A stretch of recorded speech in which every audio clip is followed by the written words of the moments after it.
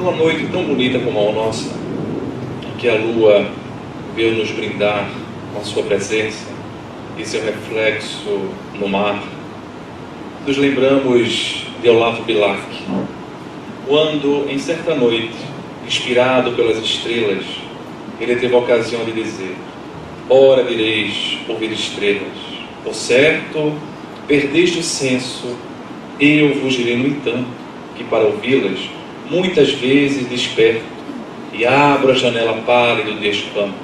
E conversamos largo tempo enquanto a Via Láctea, como um palho aberto, cintila, e quando vê um sol, ainda saudoso e em pranto, eu as procuro pelo seu deserto. Direis agora, tresloucado amigo, que conversas com ela, que sentido tem o que dizem quando estão contigo? E eu vos direi, amai, porque só quem ama pode ter o ouvido capaz de ouvir e de entender as estrelas. A fala de Olavo Bilac sempre me chamou a atenção, porque no final dessa fala poética, o construtor da palavra, como assim era chamado, conhecido, o poeta vai nos colocar o amor como solução para podermos entender o significado da mensagem subliminar das estrelas, nos dizendo que existe algo a mais no universo, nos falando da beleza da vida, nos falando da beleza e do significado profundo da nossa existência. Mas quando ouvimos Bilac escrevendo, logo nos perguntamos de que amor ele está falando.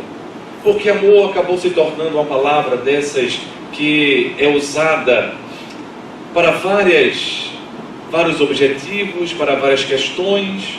Em nome do amor se mata, em nome do amor se tem ciúmes, em nome do amor se faz uma série de atropelos e atrapalhos que nós nos perguntamos qual amor é capaz de nos desdobrar em sentimentos, conseguindo fazer com que percebamos a mensagem do universo, ao mesmo tempo que entendemos a mensagem que existe no nosso interior.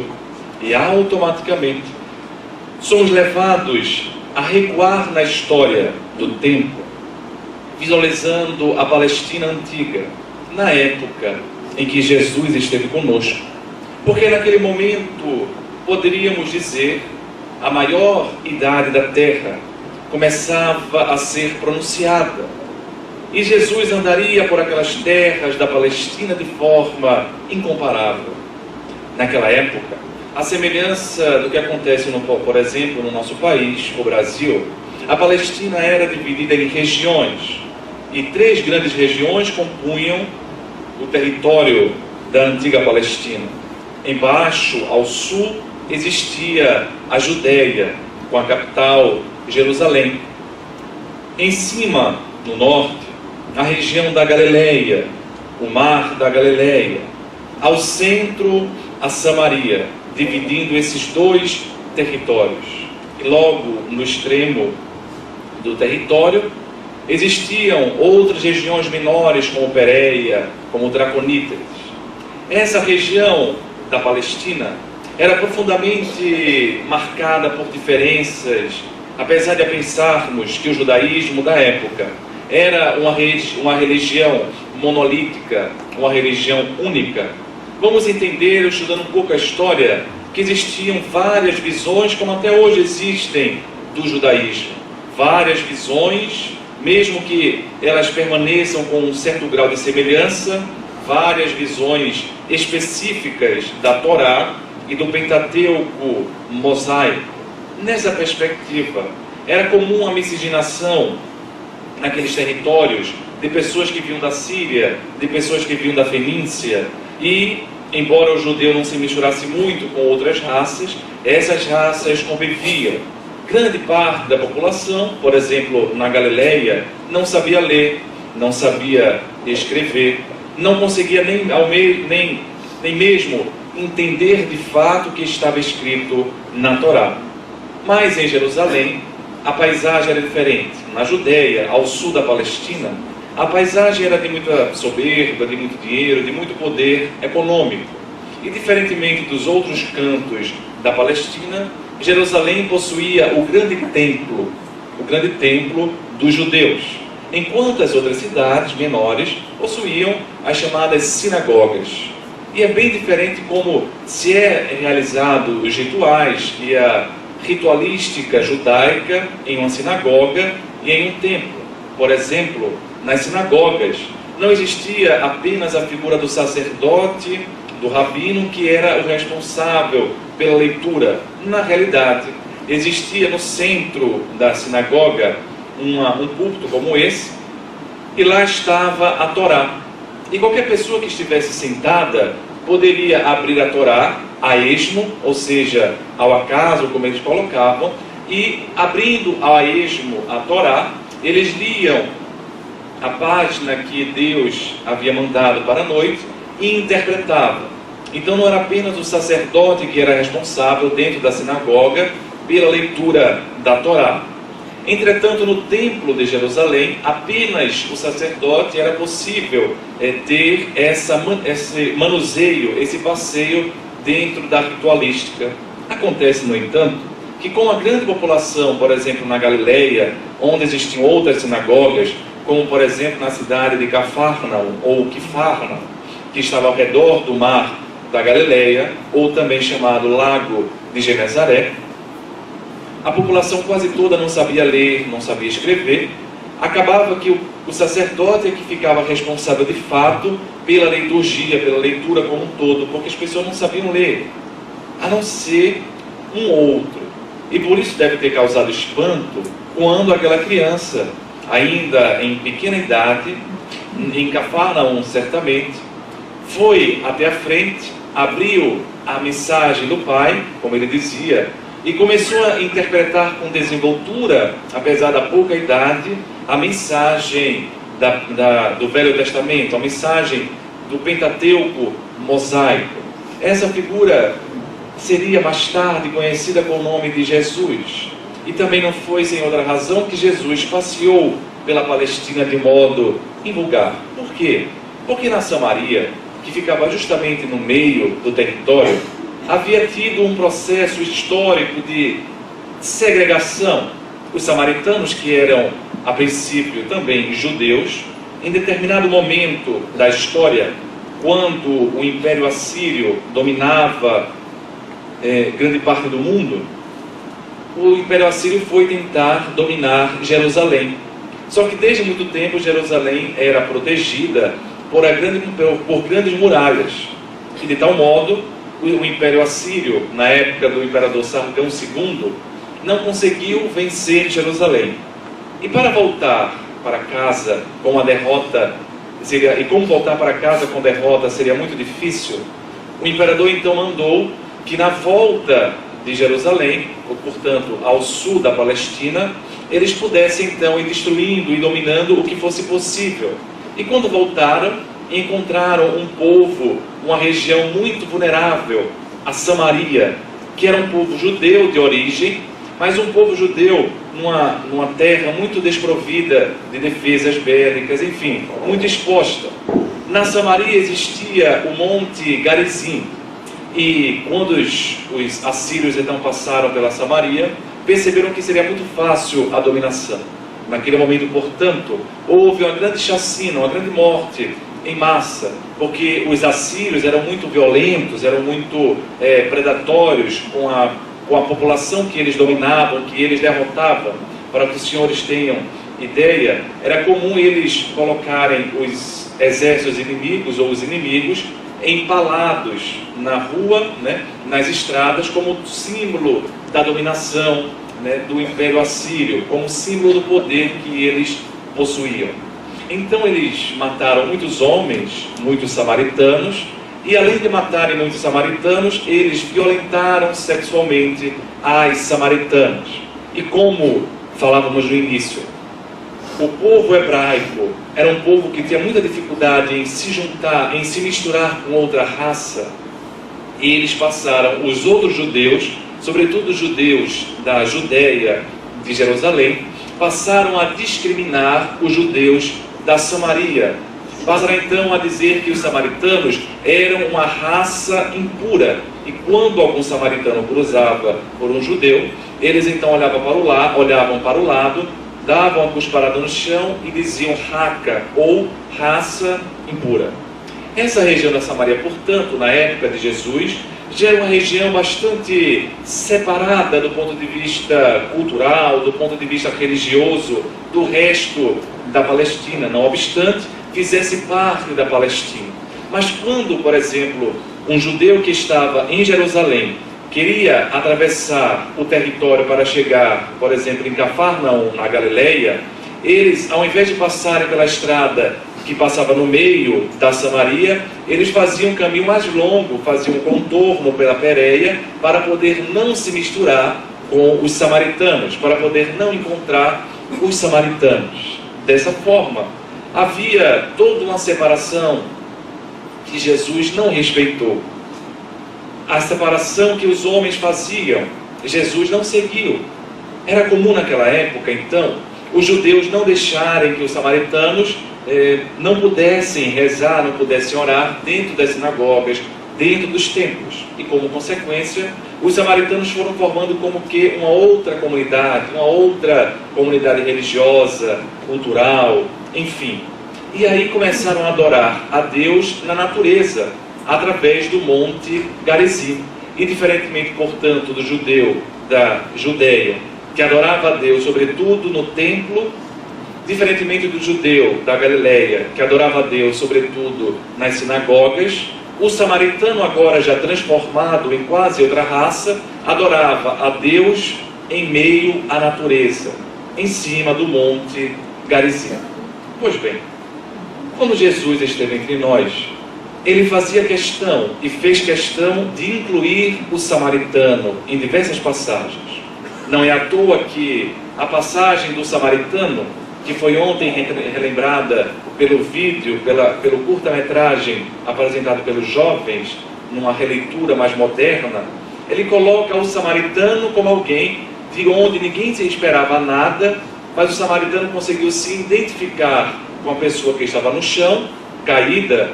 Certamente era alguém que viajava, era um samaritano que viajava, e se identificou com aquele viajante caído no chão e o ajudou. Não foi apenas na teoria, porém, que Jesus utilizou a Samaria como exemplo. Em diversas ocasiões, Jesus passou pela Samaria.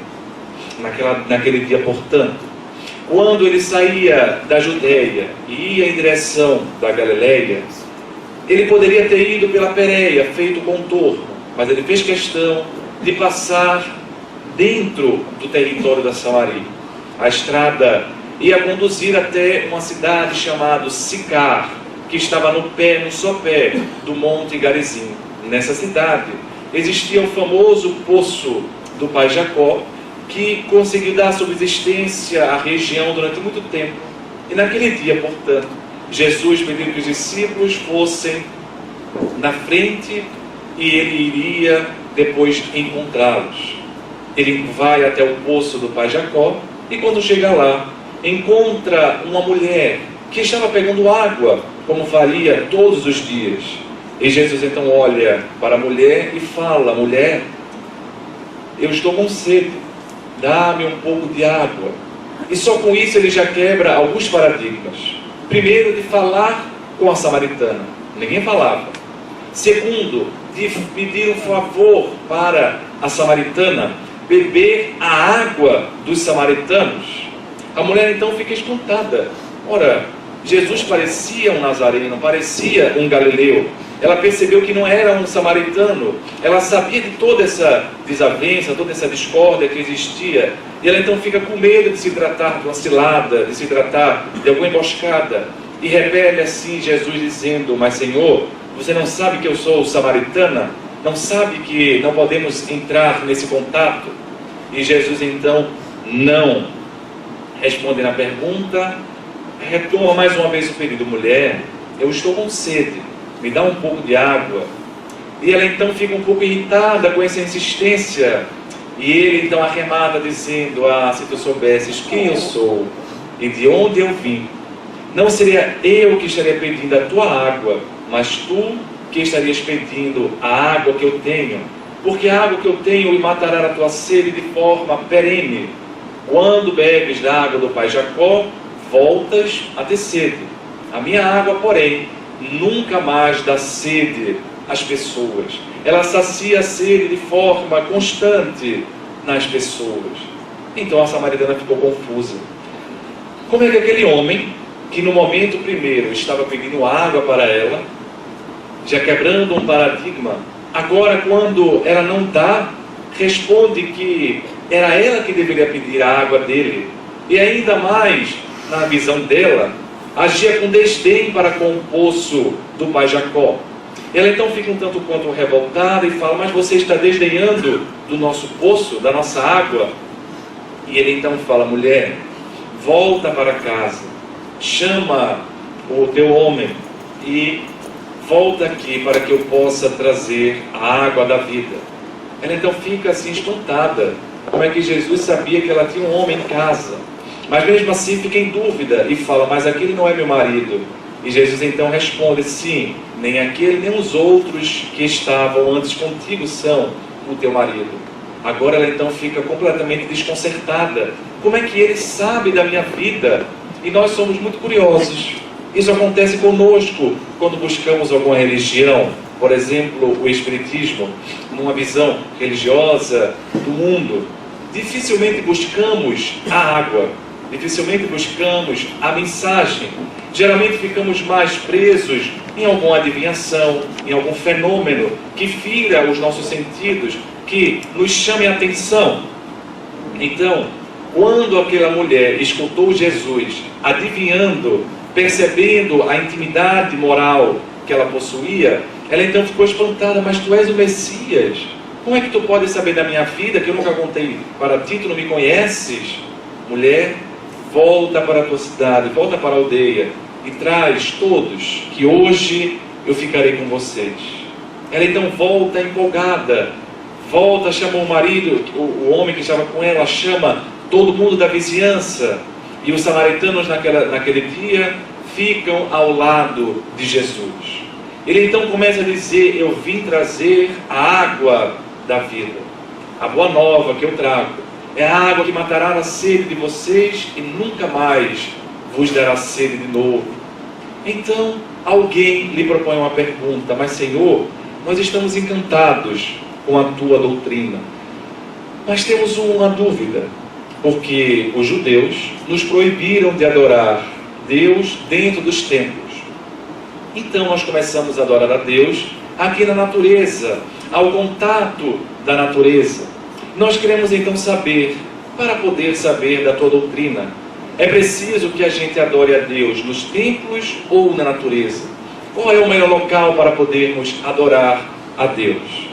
Se fosse a gente respondendo essa pergunta, aqui em Porto Seguro, olhando essa lua de hoje, a gente ficaria tentado a dizer: é perto da natureza, porque perto da natureza a gente está mais perto de Deus.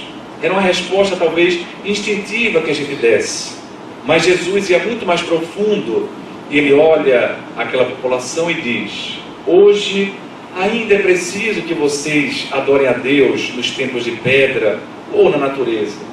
Dia virá, porém, que todos vocês adorarão a Deus em espírito e em verdade, no templo do próprio coração. Porque não adianta nada nós estarmos numa paisagem linda, mas com o coração completo de aflições, com a mente perturbada de aflições as mais diversas. Ou estarmos num templo glorioso, com muito ouro, com muita grandiosidade, ou num templo muito simples, lembrando os templos dos primeiros cristãos, se nós não estivermos de fato conectados com o Criador pelo nosso coração, pelo nosso pensamento. Jesus, portanto, enuncia e anuncia que a boa nova, o evangelho que ele trazia, a boa notícia, era a água da vida. É, portanto, o amor que nós perguntávamos no início: que amor é esse que faz com que nós possamos entender as estrelas dos céus, a nossa entranha, a nossa luminosidade interior?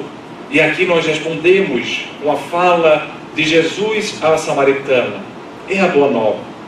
Mas a Boa Nova nos dá o roteiro teórico, de um ponto de vista litúrgico. Se quisermos fazer alguma interpretação, teremos uma série de interpretações, aliás, de um mesmo livro. Cada um vê a sua forma, cada religião consegue encontrar a sua interpretação. E aí ele vai além. Ele não deu apenas um livro, ele não deu apenas um ensinamento, aliás, ele não escreveu nada, mas não foi apenas o ensinamento verbal, o ensinamento oral, a Boa Nova oral que ele veio trazer, ou seja, o amor teoria, mas ele também veio ser o amor ação, com a própria vida. E ele sabia disso quando, no ápice da sua vida aqui entre nós, da sua trajetória entre nós, ele começa a lavar os pés dos apóstolos. Naquela que seria conhecida como a última ceia, ele começa a lavar os pés dos apóstolos e pede que eles deixem, porque ele veio servir e não ser servido. Mais adiante ele vai começando a trazer uma série de conceitos e vai falar uma coisa muito bela e muito profunda. Vai dizer assim: amai-vos uns aos outros, como eu vos amei. Os meus discípulos serão conhecidos por muito se amarem. E a gente acha que entendeu assim, por muito se matarem, né? Porque a gente se mata, que é uma beleza, ao longo da história, todo mundo cristão. Mas ele falou, por muito se amarem, os meus discípulos serão conhecidos. Eu vos dou o meu mandamento: amai-vos uns aos outros como eu vos amei. Parece uma fala muito simples, mas a psicanalista Françoise Doutor, muito conhecida no meio acadêmico pelo trabalho que ela tem com as crianças, que ela teve com as crianças, ela também foi de uma origem religiosa, teve uma origem religiosa na sua infância, e na maturidade, mesmo como psicanalista, mesmo sendo muito conhecida na parte acadêmica da psicanálise com as crianças, ela ousou, numa entrevista, transbordar o seu conhecimento através de um livro chamado Psicanálise, Os Evangelhos à Luz da Psicanálise. E examinando essa questão do amai-vos uns aos outros como eu vos amei, a eminente psicanalista vai colocar uma proposta que eu concordo inteiramente, dizendo que quando Jesus se coloca, amai-vos uns aos outros, ele não termina aí, como eu vos amei. Eis aí o grande pulo do gato, digamos assim, do ensinamento de Jesus. A grande novidade, digamos assim, no ensinamento de Jesus. Ele se coloca como exemplo. Por quê? Porque nós precisamos de referenciais. Todos temos um referencial para poder crescer, para poder se desenvolver. Obviamente que o primeiro referencial, em geral, são nossos pais. A mãe, o pai, biológico ou aquele que é aquele que nos adota. Mas às vezes os nossos pais, por alguma dificuldade, ele não está próximo, ou nós não tivemos uma convivência muito próxima com nossos pais, ou temos uma perda materna, uma perda paterna muito precoce, de tal modo que a gente acha que não tem referência, e automaticamente o nosso psiquismo faz uma transferência. A gente busca uma outra pessoa, um tio, uma tia, um avô, uma avó, um amigo, né, mais velho, um professor, uma professora, enfim, alguém que venha substituir na nossa consciência infantil, na nossa consciência ainda de criança, de adolescente, o referencial norteador da nossa vida. Não é à toa que grande quantidade das vezes que os jovens escolhem as suas profissões, eles vão ter um referencial. Às vezes eles conversam, por exemplo, com estudantes de medicina, onde ensino, ele me fala assim, eu sempre tive um médico que acompanhava lá em casa, o meu pediatra, que eu sempre admirei ele. Meu pai era médico, eu então me espelhei meu pai. Meu irmão era professor, e aí eu fui ser professor, enfim. Existe alguém que acaba preenchendo, acaba ocupando o que nós colocamos, mesmo que inconscientemente, para preencher esse vácuo e servir para nós de referencial. Quando esse referencial é bom, Muito bem. Mas às vezes esse referencial é cheio de dificuldades, cheio de encrencas, cheio de defeitos também. E aí nós vamos às vezes perdendo o ponto de referência, como se a cozinheira perdesse a mão para a cozinha e não consegue mais colocar o bolo no ponto correto. E aí é onde entra Jesus. Amai-vos uns aos outros. Mas ele sabia que poucas vezes nós sabemos de fato o que amar. Às vezes entendemos conscientemente, intelectualmente o que seria amor, mas não sabemos de fato como amar de modo maduro. Aí ele se coloca como eu vos amei. Ele se coloca como referencial para a humanidade, a sua vida, a sua experiência de amor para com todos, acaba sendo referencial materno, paterno, mais próximo de nós, para podermos então aprender a amar. Então, mesmo que nós não tenhamos a exemplificação maior do amor em nosso lar, em nossa casa, ou em nossa comunidade religiosa, porque, por exemplo, algum padre, algum pastor, algum trabalhador espírita, algum monge, ele saiu da linha, se perdeu, e a gente acaba perdendo também o prumo. A gente não devia ficar nessas escusas, nessas desculpas, porque o nosso referencial dentro do cristianismo não são as pessoas que dirigem os templos, mas é Jesus, o grande mestre, é Jesus o grande referencial das nossas vidas, pelo menos do ponto de vista do cristianismo, do ponto de vista da nossa religião cristã. Ele então se coloca agora como amor teórico da Boa Nova e como amor prático com a sua vida. Ele apenas não fala, mas faz. É o amor, portanto, que se junta em teoria e em ação para poder transformar as nossas vidas. Porque, de fato, o amor é o grande combustível que dá sentido à nossa existência. É o grande combustível, o grande motor que faz nos mover a cada dia, a cada instante. Não é sem motivo que a benfeitora Joana de Ângeles, do Divaldo, propôs no livro que deu nome ao tema da jornada, que o amor é imbatível, que o amor ele não consegue ser ultrapassado por nenhuma outra característica que venhamos a encontrar na Terra, por nenhuma outra solução imediata, nenhuma uma solução rápida que venhamos a dar na Terra. O amor é imbatível. Esse amor que Jesus veio trazer para a Terra é o amor capaz de fazer com que nós nos entendamos a natureza, entendamos as estrelas e tenhamos coragem para seguir em frente. Ah, Léo, mas talvez você queira dizer que o amor é imbatível, porque o amor cura tudo. Nem sempre. Nem sempre o amor cura tudo. Às vezes não dá para curar uma doença no corpo de hoje. Mas às vezes, aí, o amor é mais fundamental do que no momento de grande bonança, de grande alegria.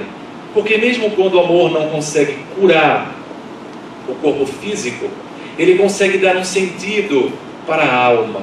Ele consegue dar um sentido renovador para a existência do indivíduo.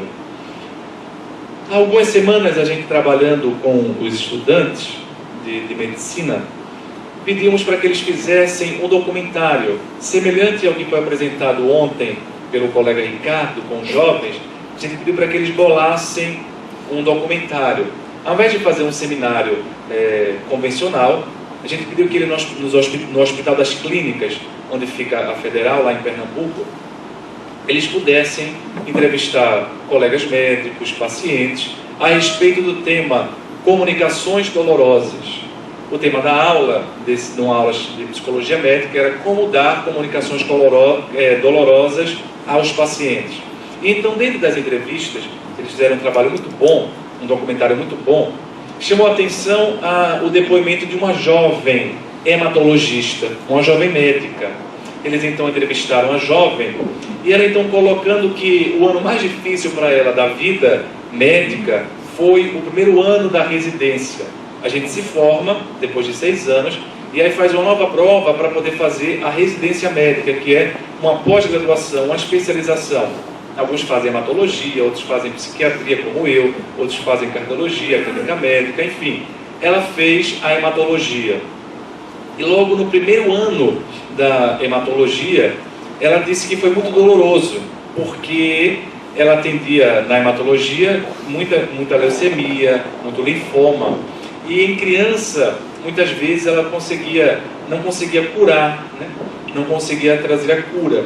Ela disse que aquilo era muito doloroso, porque ela aprendeu no curso que ela deveria curar as pessoas, sanar as doenças. Ela disse que quase adoeceu, porque ela sintonizava tanto com os pacientes dela, que quando um desencarnava, quando um morria, ela também quase morria junto. E ela disse que pensou em desistir e tal, até que ela foi entendendo com o tempo que nem sempre ela estava ali para curar, mas que ela estava na fala dela para poder acompanhar e dar o melhor dela até o final da vida desse paciente, poder conversar, poder estar ali, dando a melhor qualidade de vida possível nesses últimos tempos. E aí quando ela começou a aprender isso, que parece uma coisa boba, parece uma coisa fácil, mas é muito mais difícil na prática do que na teoria. É muito mais pesado também para o jovem médico recém-formado, que está com a ânsia e às vezes a ilusão de que vai poder curar tudo, começar a perceber a impotência, já que nós temos uma ilusão de que somos muito potentes. Quantas vezes não encontra isso na religião?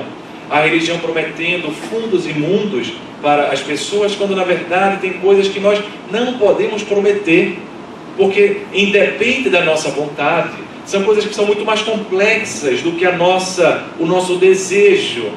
Alguém às vezes procura a casa espírita com o desejo da cura. E nós, enquanto trabalhadores, podemos então oferecer a ajuda, mas não podemos garantir uma cura, qualquer que seja, porque esse é um processo muito mais complexo. O próprio Jesus, quando curava, ele não dizia assim, vai lá, conta para todo mundo, fui eu que fiz. Ele dizia, vai, a tua fé te curou. E eu vim trazer o alívio. Eu sou o alívio, eu sou o consolo. E eu vejo assim, muitos religiosos dos dias de hoje, e também muitos colegas de minha área, com uma prepotência enorme, achando que podem fazer mais do que podem de fato, às vezes escondendo uma dificuldade interna. Essa jovem médica, portanto, aprendeu na prática que o objetivo dela era outro. E ela então contou um depoimento emocionado que eu achei muito bonito, que quando ela começou a aprender isso, ela começou a ficar mais tranquila no leito da dor do paciente. E nessa perspectiva, ela conseguia ficar até inclusive mais conversando, mais tempo com o paciente. E ela disse que um paciente chamou a atenção dela. Era um jovem adolescente com um futuro brilhante, desses que a gente conhece no nosso dia a dia, que começou a ter uma leucemia e não conseguiu mais uma cura do corpo. E já no final da vida, ele estava já com a cegueira. Ela então não deixava de ir todo dia, quando estava no hospital, ela ia lá visitá-lo, conversar um pouco, enfim. E nesse dia ela disse que abriu a porta e antes de que ela falasse alguma coisa, o paciente então falou, vamos supor que o nome da médica fosse Glória. Bom dia, doutora Glória, como é que a senhora está? Ela disse que tomou um choque, porque ela apenas tinha aberto a porta e não tinha falado nada. E então ela perguntou, mas como é que você sabe que eu sou eu? E ela falou, doutora, pelo seu cheiro. Que bonito. Ele havia tido um contato tão bom, né, com essa médica, e essa transferência amorosa, mas a transferência bonita, havia possibilidade de ele perceber as nuances de como essa médica se portava. Ela não tinha falado nada, ela não tinha ainda pisado, porque às vezes é o seu passo, como a senhora pisa, o tamanho que a senhora usa. Não, era o cheiro dela, porque ela havia percebido que apesar de toda a teoria que a gente aprende, no final somos dois seres humanos, um tentando ajudar o outro e um se deixando ajudar pelo outro. Então o amor às vezes não cura o corpo, mas o amor consegue dar um significado para a alma, consegue dar um significado para a vida. E esse jovem veio a desencarnar E o pai até hoje é agradecido pela forma amorosa que o filho foi atendido até o final. Então, às vezes, o amor não é imbatível porque ele propõe, ele consegue em todos os casos a cura. Mas ele é imbatível porque ele consegue dar uma renovação na alma. Ele consegue dar uma renovação no eu espiritual do indivíduo. Léo, então se o amor não é imbatível porque ele cura sempre, então talvez seja o poder, o status, é que seja maior do que o amor, porque o que eu acredito, o que eu aprendi, é que o dinheiro compra as pessoas, o dinheiro compra tudo. Como um jovem narcisista me procurava certa feita, e ele com essa lógica, ainda com 18 anos, mas já com essa lógica mercadológica entre as relações, e ele então perguntava-me, me propondo uma compra, da minha relação com ele, do ponto de vista profissional. E então ele disse: você sabe que tem coisas que o dinheiro não compra. Como assim, doutor? Eu falei: pois é, tem coisas que o dinheiro não compra. Você pode comprar com o seu dinheiro o medo dos outros, o medo de perder o emprego, o medo de perder a posição, mas não vai conseguir comprar a admiração dos outros, não vai conseguir comprar o respeito profundo dos outros e, sobretudo, não vai conseguir comprar o amor e a amizade dos outros. Você pode tê-las, essas amizades, enquanto você tiver algum poder, mas se essas amizades forem apenas por causa do poder, do medo, quando você perder alguma posição, não que você não perca o dinheiro, vamos supor que você nunca perca seu dinheiro até o final da sua existência, mas quando você ficar num estágio de maior decrepitude e não tiver mais a liderança que você pensa que tem, e fui mais duro com ele, enfático, e ele falou assim: é mesmo, doutor? Então o dinheiro não pode às vezes comprar tudo. E naquela noite, na reunião que nós praticamos na casa espírita chamada de desobsessão, que é uma reunião mediúnica em que nós conversamos com os obsessores, enfim, com os espíritos que estão desencarnados, nós tivemos a ocasião de conversar com um desses espíritos que obsediava. O jovem que estava sendo ajudado, que estava obsediado, era um jovem que tinha tido uma vida muito trágica na atual existência e já estava cometido por uma enfermidade muito grave do ponto de vista psíquico, a esquizofrenia. E naquela ocasião, na reunião mediúnica, na casa espírita, nós conversávamos com um espírito que vinha altamente revoltado, que vinha com muita dor, e então narrava no que irei contar ao sabor da emoção. E me dizia assim: por que vocês querem ajudá-lo? Vocês sabem quem ele foi?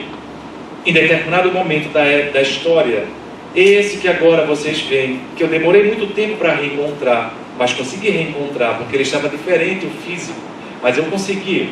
Ele foi um general de determinado feudo da Europa, e esse senhor feudal, querendo expandir as terras, começou a fazer dominações em outros feudos vizinhos. E nós, então, fomos atacados na nossa casa, na nossa vila, por esse general. E a ordem era de dominar tudo, mas aquele general era, como ele dizia, o espírito, era o diabo em pessoa. Então, ele deu ordem para que, além da dominação, as mulheres fossem violentadas e mais. Eram violentadas sexualmente na nossa frente. As nossas mulheres, as esposas e as nossas filhas, enquanto nós íamos queimando na fogueira, porque morremos quase todos os homens, quase todos os velhos, e ficaram apenas as mulheres e as crianças. E ao mesmo tempo que a gente ia sendo morto na fogueira, queimado vivo, a gente via as nossas filhas, a nossa mulher sendo violentada sexualmente.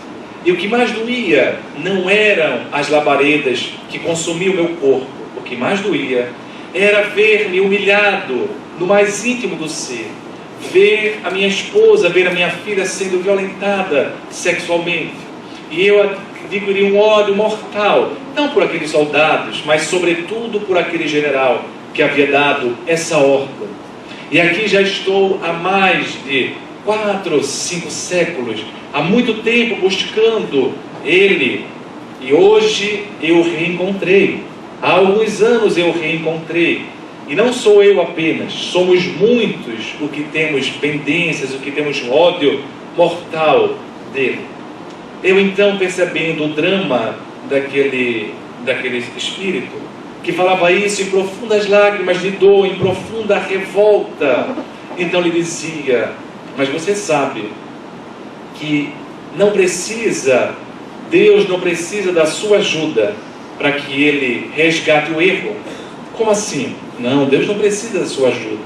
É provável que esse general, depois dessa vida dessa calamidade muito grande, ele tenha tido grandes débitos e reencarnado em situações muito difíceis. Naquele momento, na tela mental do espírito, foi passando algumas reencarnações desse antigo general, em que ele tentou voltar à vida e não conseguiu.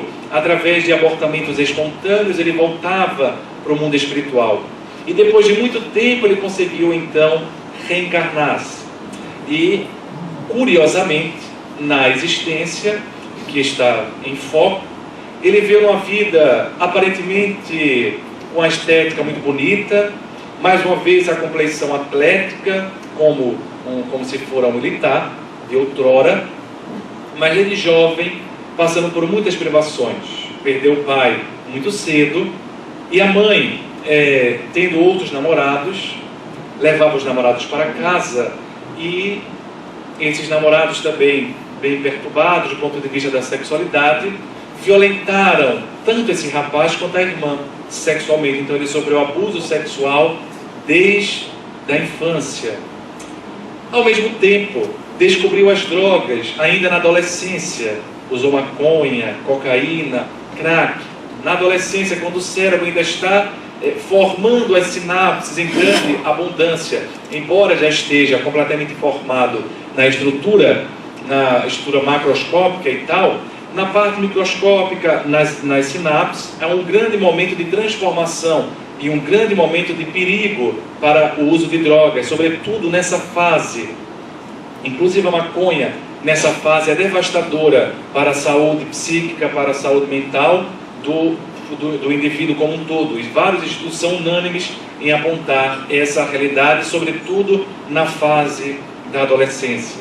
Além disso, ele também se prostituiu, porque ele queria conseguir as drogas e não conseguiu dinheiro, não tinha dinheiro às vezes, então ele se prostituía. E quando teve mais ou menos uns 19 anos para 20, ele teve o primeiro surto psicótico, em que a doença, a esquizofrenia, começou a aparecer. E foi internado em um hospital psiquiátrico depois de uma tentativa de suicídio. E a tentativa de suicídio foi colocando fogo no próprio corpo. As conexões da vida. E o Espírito dizia: fomos nós que induzimos ele a colocar fogo com o botijão de gás no próprio corpo. Nós não conseguimos matá-lo, mas a nossa intenção vai ser vê-lo queimando da mesma forma. E o médium não sabia de nada, porque poderia ser alguma coisa que o médium soubesse. O médium que dava comunicação não sabia de nada da história desse rapaz.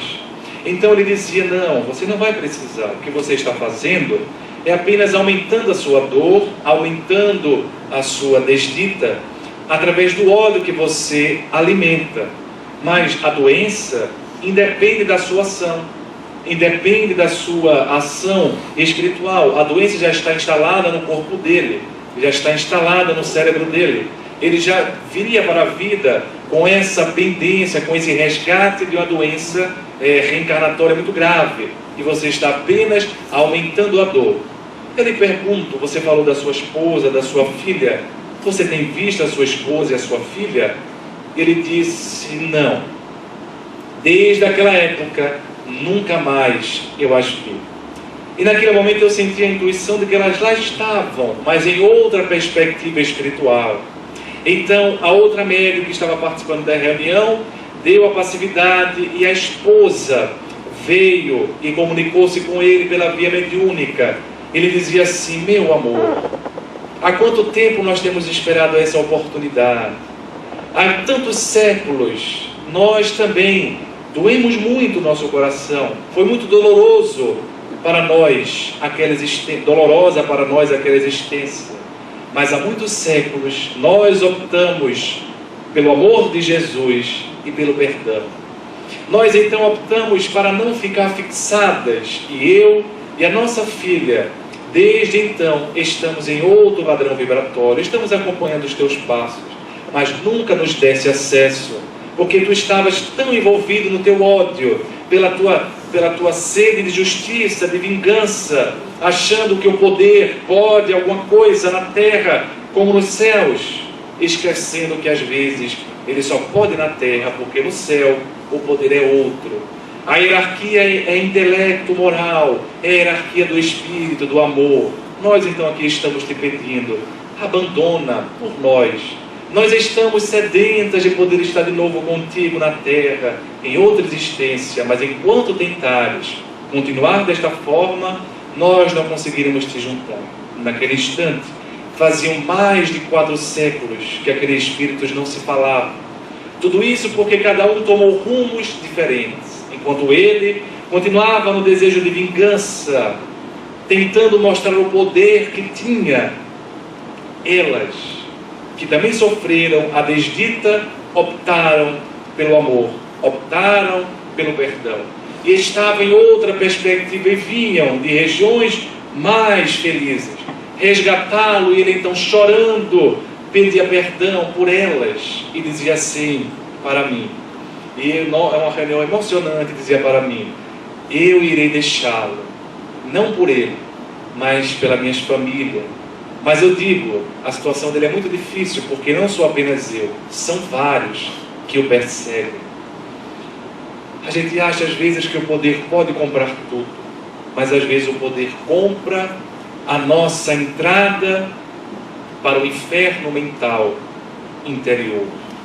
Quando decidimos ficar na vingança, quando decidimos fazer as maiores atrocidades. Nesse exemplo prático, real, do mundo espiritual, a esposa e a filha vinham dizer que elas optaram pelo amor e, como consequência, estavam renovadas, ainda sentindo dores, é claro, mas renovadas pela perspectiva de Jesus, pela perspectiva espiritual aberta. Léo, mas às vezes o amor não é imbatível, porque é muito difícil conviver. Você falou em família, nesse exemplo, mas às vezes é muito difícil conviver com as diferenças. E quando existem diferenças culturais enormes, existem diferenças religiosas enormes em nossa casa, a gente não consegue amar. A gente acaba se perdendo. Muitos me dizem: é porque minha esposa é de tal religião, e eu queria que ela fosse espírita. Como um amigo me ligava atormentado uma vez e dizia assim: Léo, eu estou muito assim aflito, porque minha esposa, ela, você sabe, não é espírita. E eu quero convencê-la de toda forma sobre reencarnação, sobre mortalidade da alma e tudo mais. E ela não quer acreditar, é impressionante. Eu perguntei: o que você fez até agora? Bem, a gente já travou um debate sobre o céu e o inferno. E o que aconteceu? Bem, o debate eu ganhei. E no final, o que aconteceu? Ela disse assim: tá bom, é dessa forma, mas eu continuo na minha religião. E depois, eu falei: então vou para a reencarnação, porque reencarnação é o ponto nevrálgico, né? E aí, o que aconteceu? Mais uma vez eu ganhei o debate. Ela admitiu que o meu raciocínio estava correto, mas no final falou assim: mas eu vou continuar na minha religião, não importa, e tal e tal. E aí eu estou ligando para você porque a gente está brigando muito, por causa disso, por causa da religião. Veja que coisa curiosa, né? Brigando em nome de Jesus, em nome de Deus, em nome do amor. E aí eu falei: mas qual foi a última vez que você brigou com ela? Eu falei: foi agora há pouco, por isso que eu estou ligando para você, aflito, porque a gente fez o debate, eu ganhei, mas ganhei o debate, mas não ganhei a esposa. E outro dia eu vi uma fala de Ferreira Goulart muito bonita. Ele dizia assim: eu optei em ser feliz e não ter razão sempre. Porque a gente fica brigando, né? A gente quer ter razão no outro, quer que o outro diga assim: perdão, eu estava errado. Até que o outro não admita, a gente fica brigando. E às vezes tem razão, mas sai super infeliz, humilhado, acabado. E às vezes é melhor ser feliz do que ter razão. Então ele estava tendo razão, mas não estava sendo feliz. E eu então lhe propus: olha, por que você não faz uma outra tática? Porque veja só, você está falando de espiritismo, que é uma coisa maravilhosa, mas está brigando com ela todos os dias. Então por que você não deixa o final de semana assim, para não ter briga? Ela vai começar a perceber que o espiritismo pode ser uma coisa boa, porque graças ao espiritismo, o marido está mais tolerante, mais calmo, e o final de semana eles não brigam. Aí você também vai ficar tão empolgado que não vai querer brigar também na sexta, vai estender o final de semana, vai ser sexta, sábado e domingo da paz. Aí depois vai ser quinta, sexta, sábado, domingo, depois vai ser terça, quarta, quinta, sábado, domingo. Ele perguntou em segunda, mas segunda também, né? Ninguém é de ferro, né? Então segunda é dia da briga, acorda mal-humorado, não tem problema. Mas outro dia da semana, você fica em paz com ela. Ela vai começar a perceber que espiritismo é uma coisa boa, porque transformou o marido ranzinza em brigão no marido mais tolerante, o marido mais calmo. Vai ser muito melhor do que o debate, vai ser muito melhor do que a briga em torno de pontos. Você acha que isso é possível? Eu tenho certeza. Por que eu tenho certeza? Porque eu tenho um tio que mora na Amazônia, em Manaus, que foi o primeiro espírita da família de minha mãe. E era uma pessoa notável, é uma pessoa notável. Mas ele não é espírita apenas frequentador, ele é espírita, ele é presidente de um centro há muitos anos, um centro que tem um trabalho social muito bonito. Ele foi o primeiro espírita. E ele e a minha avó, né, que não tive a oportunidade de conhecer nessa existência, ela era muito católica. E era assim tão católica que quando ela falava, por exemplo, para a minha mãe sobre Martinho Lutero, ela dizia assim: mas você acredita, minha filha, um padre se rebelou contra a igreja,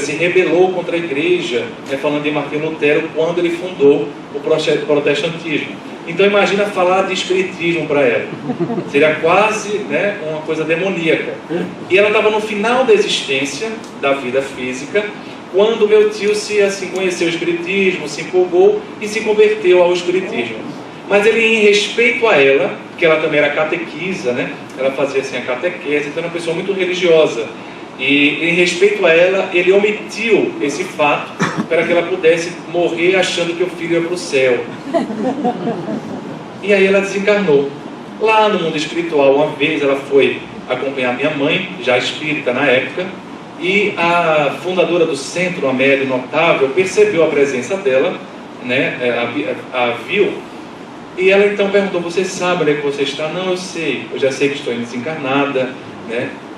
Os amigos espirituais me ajudaram muito, eu estou aqui para ajudar a minha filha. E veja que coisa, né? Aquela antiga catequista agora estava entrando num centro espírita, pela porta mediúnica, pela porta do mundo espiritual, para ajudar a minha mãe, que começou no espiritismo com um processo obsessivo. Pois bem, esse tio foi o primeiro espírita lá da família, de minha mãe, e é uma pessoa notável, porque a grande característica dele é o amor-tolerância. Então ele arrumou nada mais nada menos para casar do que uma judia, e casou-se então com a judia. Mas a tolerância é uma capacidade tão grande dele que hoje em dia, ela foi lá em casa alguns anos atrás, e eu fiquei assim abismado, porque ela estava contando da tarefa da casa espírita, sabia todos os detalhes da tarefa da casa espírita. Eu li assim para minha mãe e perguntei: mas a minha tia não é judia? Ela agora é espírita também? Ela falou: não, é porque o seu tio tem tanta ascendência moral que ela ajuda. E veja que coisa, ele gravou um CD com visualizações terapêuticas, com conteúdo espírita, para vender e ajudar no centro que ele dirige. E quem é que divulga o CD? Quem é que reproduz o CD? É ela. Então veja que coisa, uma judia, ela não deixou de ser judia, vai para a sinagoga todos os sábados, ela reproduz o CD espírita em nome dele, pelo exemplo moral que ele dá em casa. Mais do que isso, os rabinos na sinagoga, porque ele vai levar a esposa na sinagoga aos sábados, fica sentadinho escutando, e os rabinos na sinagoga muitas vezes pedem para que ele fale alguma coisa, não de espiritismo, fale de alguma coisa sobre o amor, enfim. Ele vai lá e faz uma palestra, não só na casa espírita, mas dentro da sinagoga. Qual é o resultado disso? Os meus primos, cada um arrumou uma religião diferente para casar. Então eles se dizem judeus espíritas. Veja só, eu nem sabia que existia isso. Eu sabia que existia o catopirita. Sabe o que é catopirita? católico espírita, né? Eu sabia que existia o espiritélico, que é o espírita evangélico, existe. Uma senhora me falou lá no centro, ela falou: meu filho, eu frequento aqui há 30 anos, mas sabe que eu sou evangélica ainda, né? É espiritélica, é espírita e evangélica ao mesmo tempo. Mas não sabia que existia judeu espírita, porque eles não são só judeus da raça, eles gostam da sinagoga, né? Às vezes usam aquela coroinha aqui na cabeça, e enfim, o casamento foi com a ritualística judaica, mas eles também gostam do espiritismo, acreditam em reencarnação, em perispírito, em tudo, porque percebeu na família. Então, um judeu espírita se casou com uma evangélica, e outro judeu espírita se casou com a católica apostólica romana, e minha prima ainda não é casada, mas acho que ela vai encontrar uma testemunha de Jeová para casar. E quando for o jantar, vai ser cada um na sua religião, comendo no mesmo prato. Jesus, Kardec, Moisés, todos os apóstolos lá, sentados, comendo juntos. O amor, tolerância. Então as diferenças, elas podem ser difíceis de transpor, mas quando nós temos o amor, tolerância, ele é muito mais imbatível do que as diferenças que nós possamos pensar que existem no nosso dia a dia. Mas a gente pode pensar assim: bem, o amor nem sempre cura, não é por isso que ele é imbatível. O amor não é a mesma coisa do que poder, né? O poder temporal da terra é um poder passageiro, por isso temporal. O amor tem um poder atemporal que fica para a vida toda. Mas a gente vai percebendo então que as diferenças também não são capazes de vencer o amor. Ah, Léo, então talvez a crença, porque você falou de uma questão religiosa e tal, mas talvez uma crença ela seja capaz de abafar o amor. Outro dia um amigo, e eu vou falar religião porque vou enaltecê-la, um amigo evangélico. Ele tem uma família muito evangélica, alguns tios, pastores, enfim, bastante evangélicos. E outro dia me dizia a sua história, a história do irmão. Me dizia assim: pois é, você sabe que meu irmão revelou para a família que é homoafetivo, homossexual. Foi muito difícil. E ele disse numa carta para o meu pai, ele escreveu assim: meu pai, já faz 2 anos que eu luto contra a minha homoafetividade. Mas eu não consegui. Eu queria não ser, mas eu não consegui. Então irei aceitar se você me expulsar de casa, mas eu venho através dessa carta desabafar. O pai e a mãe leram e foi um verdadeiro punhal no peito no primeiro momento, na fala deles. Eles então procuraram psicólogos para ver se encontravam a cura, para ver se não era doença, procuraram médicos. E depois de algum tempo, de alguns meses, caiu a ficha, que não era doença, que não era nenhuma questão de natureza assim, de fazer uma terapia e tudo mais. E então, o pai disse uma fala muito bonita, que até hoje eu lembro. Ele falou assim: meu filho, você é meu filho. Então, na minha visão religiosa, você sabe que eu não acho que é isso que Deus quer para você. Mas eu sou seu pai, eu lhe amo. E você não vai sair de casa de forma alguma. Eu lhe peço desculpa também por ter levado você a médicos, a psicólogos, achando que você era doente. Eu não consegui entender, meu filho, me desculpe por isso. Mas eu quero dizer que eu lhe amo do jeito que você é. Peço apenas para que você também me entenda que não era isso que eu imaginava, não é isso que eu acho que Deus quer para você. Peço também um tempo para que você não traga por enquanto seus namorados para casa, porque eu não vou conseguir entender nesse momento. Mas eu quero que a gente ande juntos. Eu achei isso extremamente bonito, porque ele não abriu mão da crença dele, ele continuou na crença, mas ele colocou o amor em cima da crença. Eu não acredito que seja isso que Deus quer para você. E a crença dele é evangélica, mas também no evangelho ele dizia: eu aprendi a amar, e aprendi que eu sou seu pai e devo lhe amar sobre todas as circunstâncias. O amor, portanto, foi capaz de, nessa família, preservar a união, preservar a harmonia, em detrimento de qualquer questão de crença. É por isso que afirmamos, sem dúvida, o amor, segundo Jesus nos ensinou, na teoria e nos mostrou na prática, é imbatível. Ele passa pelos poderes temporais da terra e os vence todos. Ele passa pelas questões das crenças, que são também temporárias, às vezes mudam. Passa pelas questões da intolerância, quando propõe o equilíbrio, propõe a convivência fraterna.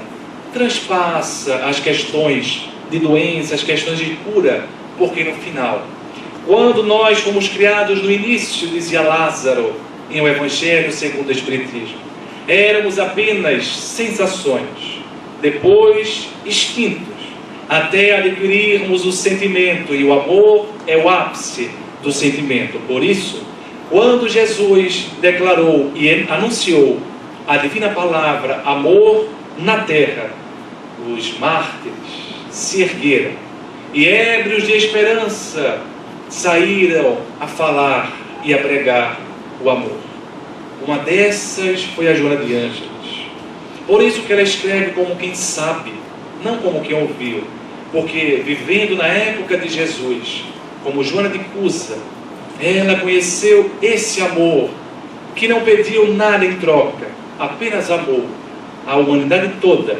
E embriagada pela figura de Jesus, pensou que talvez devesse abandonar o lar para seguir Jesus como discípula, como uma das seguidoras. E Jesus falou: não, ser cristã no teu lar, ser cristã junto aos teus. O dia virá em que isso acontecerá, isso não agora. Ela vai, volta para casa, continua sendo cristã e no final da vida, pela crença cristã, vai ser martirizada nos círculos romanos. Ao lado dela, o filho, que não era cristão, é colocado de lado.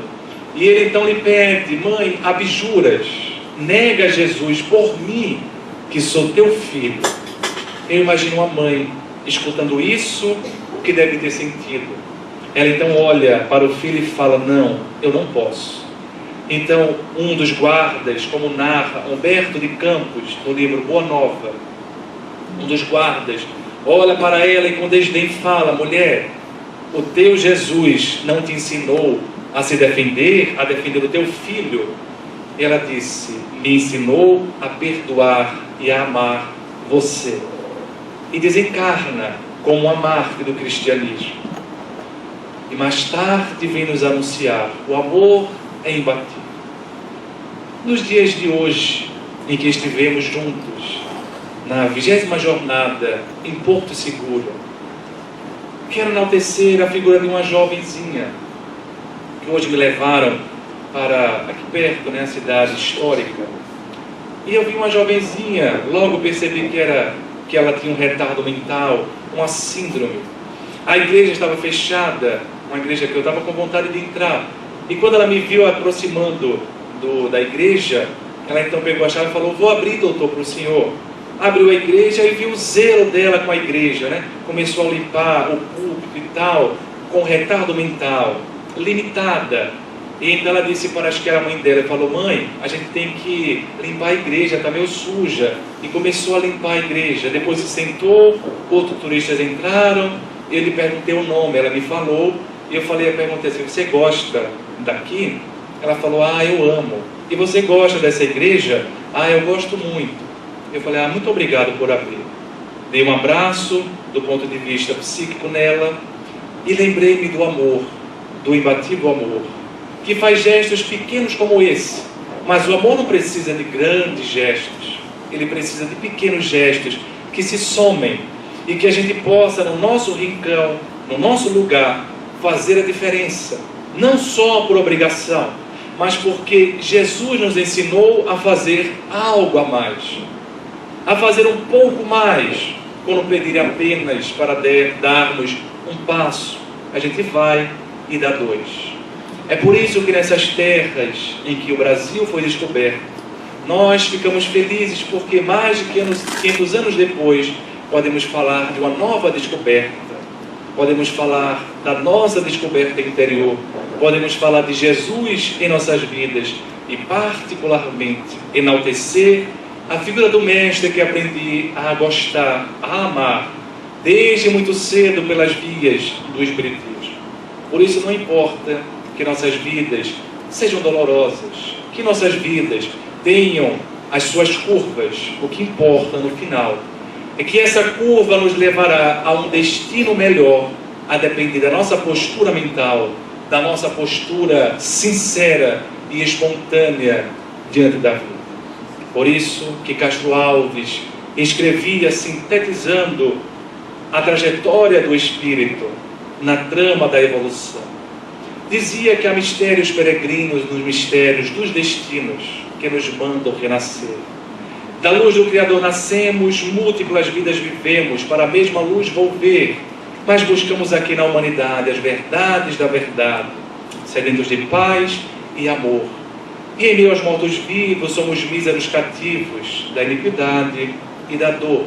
É a luta eterna e bendita, em que o Espírito se agita nas tramas da evolução. Oficina onde a alma presa forja a luz, forja também a grandeza da sublime perfeição.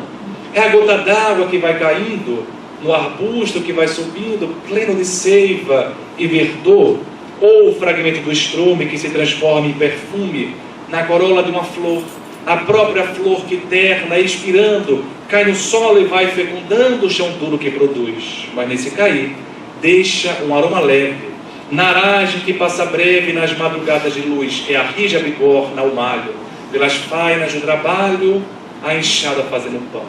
Ou o escopro dos escultores, que transformam as pedras em flores, em carraras de eleição. É a própria dor que, através dos anos, dos algozes e dos tiranos, anjos puríssimos faz, que transforma mesmo os menos rudes em arautos de virtudes, em mensageiros de paz, porque tudo evolui, tudo sonha, na imortal ânsia risonha de mais subir, mais galgar. Porque a vida é luz, a vida é esplendor, porque Deus é o seu autor e o universo é o seu altar. Por isso que aqui na terra às vezes se acendem radiosos faróis que esplendem dentro dessas trevas mortais, e suas úteis passagens deixam para nós imagens em reflexos perenais.